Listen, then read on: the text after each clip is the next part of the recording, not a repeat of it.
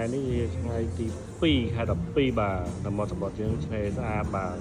ហើយនេះគឺជារេស្តូរ៉ានអង្គរក្នុងសន្ត្រកប៊ីកនៅក្បែរឆ្នេរដែរហើយអង្គុយញ៉ាំអីបដា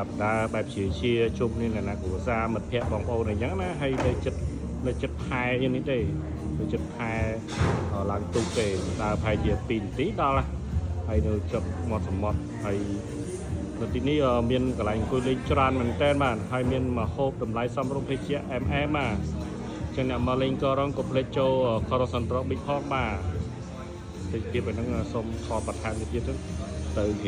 ហើយមើលឃើញក្រៅហ្មងណាតើវាស្អាតប៉ុណ្ណាបាទអូអស្ចារ្យយ៉ាងនិយាយទៅខែហ្នឹងមេស្រឡះល្អមែនតើហ្មងមេស្រឡះល្អអញ្ចឹងហើយឆ្នេរខ្សាច់ហ្នឹ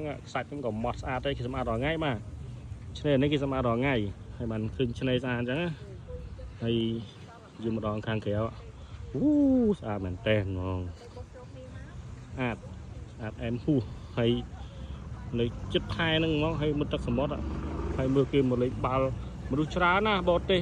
សិស្សជិះយន្តហោះមកដើរលេងមិនធម្មតាទេអញ្ចឹងអ្នកនៅភ្នំពេញអ្នកនៅប្រទេសខ្មែរអញ្ចឹងអាចពិចារណាបានគេមកឆ្ងាយគេមកលេងអស់ហើយនៅយើងទេឥឡូវសុំមកមើលថតទឹកសមុទ្រមួយសិនអូចូលមកស្ដាប់សំឡេងផ្ទាល់ខ្លួនឯងមិនដែរចូលទៅមកទៀតអាណាប៉ុណ្ណឹងបាច់ភ័យថាមានសម្រាមទេទៅនេះគេសម្អាតជារៀងរាល់ថ្ងៃបាទអរគុណច្រើនជួបគ្នានៅវីដេអូក្រោយទៀតបាយបាយ